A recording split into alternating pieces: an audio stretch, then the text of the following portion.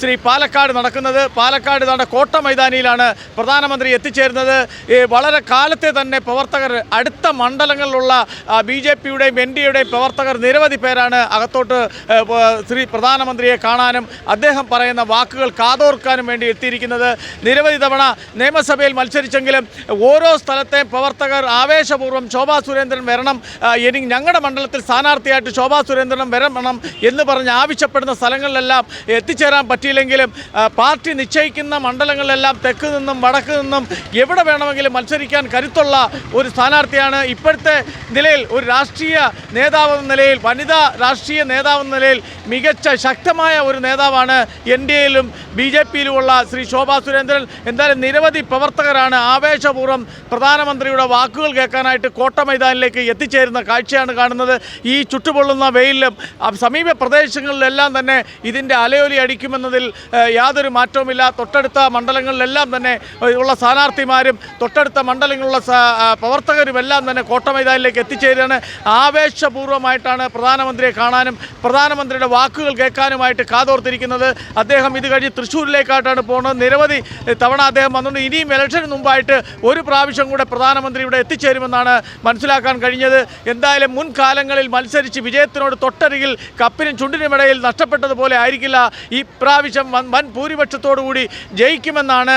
എന്ത് തന്നെയായാലും മാറ്റം വരണം, മാറാത്തത് മാറുമെന്ന് പറഞ്ഞ NDAയുടെ മുദ്രാവാക്യം പോലെ തീർച്ചയായിട്ടും ഈ കോട്ട മൈതാനത്ത് പ്രധാനമന്ത്രി വന്നിട്ട് പോകുമ്പോൾ ഈ പാലക്കാട് വന്ന് ശോഭാ സുരേന്ദ്രന് വേണ്ടി വോട്ടഭ്യർത്ഥിക്കാനാണ് ഈ ശ്രീ പ്രധാനമന്ത്രി വരുന്നത്.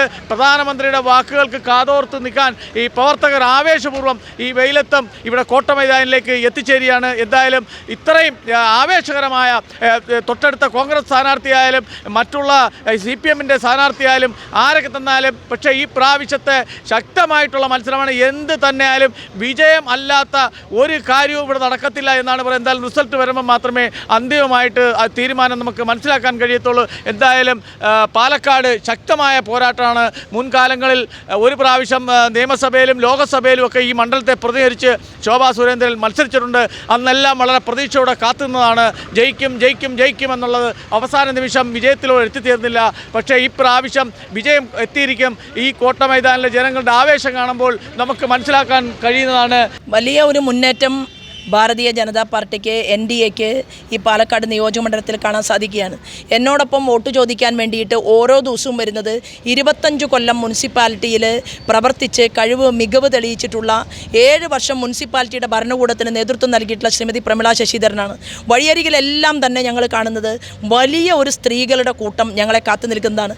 എൻ്റെ കൂട്ടത്തിൽ BDJSൻ്റെ നേതാക്കന്മാർ എന്ന് പറയുന്നത് SNDPയുടെ ചുമതലക്കാരായിട്ടുള്ള BDJSൻ്റെ നേതാക്കന്മാർ, അതുപോലെ തന്നെ 2020യുടെ ശ്രീമാൻ സാബുവിൻ്റെ അകമഴിഞ്ഞ സ്നേഹവും പിന്തുണയും, ഭാരതീയ ജനതാ പാർട്ടിയിൽ ഞങ്ങളുടെ കരുത്തരായിട്ടുള്ള നിയോജകമണ്ഡലത്തിൻ്റെ അധ്യക്ഷന്മാർ, ഇങ്ങനെ പാർട്ടി എണ്ണയിട്ട് യന്ത്രം പോലെ പ്രവർത്തിക്കുമ്പോൾ സംഘപരിവാർ പ്രസ്ഥാനത്തിലെ ബാലഗോകുലം മുതൽ അങ്ങേയറ്റം ക്ഷേത്ര സംരക്ഷണ സമിതിയും വിചാരകേന്ദ്രവും ഉൾപ്പെടെയുള്ള മുഴുവൻ സക്ഷമ ഉൾപ്പെടെയുള്ള മുഴുവൻ സ്ഥലങ്ങളിലും സാന്നിധ്യമായിട്ട് അവർ ഞങ്ങൾക്ക് വേണ്ടിയിട്ട് മാറുന്നു എന്നുള്ള ഒരു വലിയ കാഴ്ച ഈ പാലക്കാടിൻ്റെ മണ്ണിൽ കാണുകയാണ്. C ക്ലാസ് കോൺസ്റ്റിറ്റ്യുവൻസിയെ നേരത്തെ സൂചിപ്പിച്ചതുപോലെ A ക്ലാസ് കോൺസ്റ്റിറ്റ്യുവൻസിയിലേക്ക് എത്തിക്കാൻ സാധിച്ച, കേരള രാഷ്ട്രീയത്തിൽ ഒരു 30 കൊല്ലം പ്രവർത്തിക്കാൻ സാധിച്ച ഒരു സാധാരണക്കാരിയായിട്ടുള്ള സ്ത്രീ എന്നുള്ള രീതിയിൽ എൻ്റെ പ്രസ്ഥാനത്തിന് മാത്രമേ ഇങ്ങനെ ചെയ്യാൻ സാധിക്കൂ. ഒരു കുടിലിൽ നിന്ന് കഷ്ടപ്പെട്ട് കഠിനപ്രയത്നം ചെയ്ത് കയറി വന്നിട്ടുള്ള ഒരു സ്ത്രീക്ക് ഭാരതീയ ജനതാ പാർട്ടിയുടെ സൗത്ത് ഇന്ത്യയിൽ ദേശീയ നിർവാഹക സമിതി യോഗത്തിൽ ഇരിക്കാനും ഇന്ത്യയുടെ പ്രൈം മിനിസ്റ്ററുടെ കൈയൊന്ന് തൊടാനും അതുപോലെ തന്നെ ഹോം മിനിസ്റ്ററുടെ വീട്ടിൽ പോകാനും ഒക്കെ അവസരം തരുന്ന വേറെ ഏത് രാഷ്ട്രീയ പാർട്ടിയുണ്ട് ഇന്ത്യയിൽ?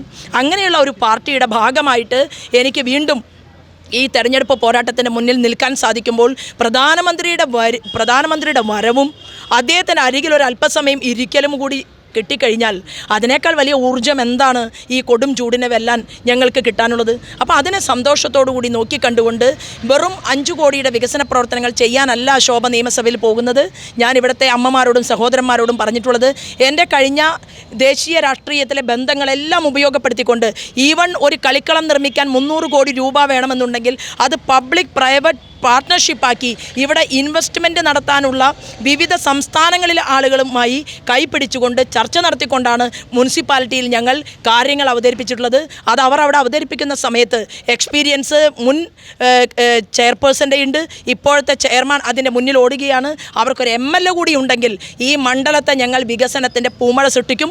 3 മാസം കൊണ്ട് 700 കോടിയുടെ വികസന പദ്ധതികൾ ഞങ്ങൾ ഈ പാലക്കാട് നടപ്പിലാക്കും. ഇതാണ് ഞങ്ങൾ വോട്ടർമാരോട് പറഞ്ഞിട്ടുള്ളത്. കേരളത്തിലും ഇന്ത്യയിലും ഒക്കെ നിരവധി ഓൺലൈൻ മാധ്യമങ്ങൾ സർവേ നടത്തിയിട്ടുണ്ട്. അത്തരത്തിലൊരു സർവേ കർമ്മ ന്യൂസ് നടത്തുകയുണ്ടായി. ആ കർമ്മ ന്യൂസ് നടത്തിയ സർവേയിൽ 1ാം സ്ഥാനത്താണ് ശ്രീ ശോഭാ സുരേന്ദ്രൻ എത്തിപ്പെട്ടിരിക്കുന്നതാണ് നമുക്കറിയാൻ കഴിഞ്ഞത്. അതിനെക്കുറിച്ച് എന്താണ് പറയാനുള്ളത്?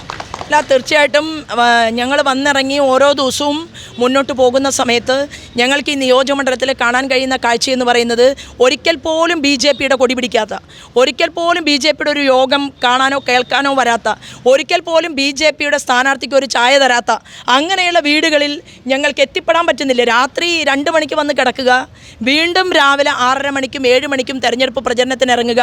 ഞാൻ ഇന്ന് എൻ്റെ ഒരു സുഹൃത്ത് കാണാൻ വന്നപ്പോൾ പറഞ്ഞു, അദ്ദേഹം ഒറ്റപ്പാലത്ത് നിന്ന് വരികയാണ്, ഇവിടുത്തെ ഒരു കോൺഗ്രസിൻ്റെ പ്രവർത്തകൻ്റെ സുഹൃത്താണ്. അപ്പോൾ അദ്ദേഹം ചില കാര്യങ്ങൾ എന്നോട് പറയാൻ വേണ്ടി വന്ന സമയത്ത് ഞാൻ പറഞ്ഞു, കണ്ണ് മിഴിയുന്നില്ല. എന്താ കാരണം? കണ്ണ് തുറക്കാൻ പറ്റുന്നില്ല. 2 മണിക്ക് ഉറങ്ങിയാൽ രാവിലെ എല്ലാം റെഡിയായിട്ട് 6 മണിക്ക് വീണ്ടും ഇറങ്ങുക. എന്തുകൊണ്ടാണ്? കോൺഗ്രസിൻ്റെയും മാർക്സിസ്റ്റ് പാർട്ടിയുടെയും വീടുകൾക്കകത്തിരിക്കുന്ന അമ്മമാരും സ്ത്രീകളും വരെ അവരുടെ ശോഭയെ കാണണമെന്ന് ആഗ്രഹിക്കുകയാണ്. അങ്ങനെ മാറ്റപ്പെട്ട ഒരു മണ്ഡലത്തിൽ ഞങ്ങളെല്ലാവരും കൂടിയിട്ട് അതിശക്തമായിട്ട് പ്രവർത്തിക്കുന്നു. നല്ല രീതിയിലുള്ള വിജയം ഇവിടെ ഉണ്ടാകും എന്നുള്ളതാണ്. ഈ പാലക്കാട്ടിലെ ചൂടിൽ നിന്നും ഇലക്ഷൻ ചൂടാണ്. ഈ ഇലക്ഷൻ്റെ വിജയം അവസാന ലാപ്പ് നമുക്ക് എണ്ണി തിട്ടപ്പെടുത്തി റിസൾട്ട് വരുമ്പോൾ തീർച്ചയായിട്ടും ഒരു റെക്കോർഡോടുകൂടി ശോഭാ സുരേന്ദ്രൻ ഈ പാലക്കാട് നിന്ന് ജയിച്ചു വരുമെന്നാണ് ഈ ശോഭാ സുരേന്ദ്രൻ ഉൾപ്പെടെ ഇവിടുത്തെ നാട്ടിലെ ഓരോ പ്രവർത്തകർ ഓരോ സ്ഥലത്ത് നിന്നെല്ലുമ്പോഴും ജനങ്ങളുടെ അഭിപ്രായം നമുക്ക് അങ്ങനെയാണ് അറിയുന്നത്. കർമ്മ ന്യൂസ്, രാംഭദ്രൻ.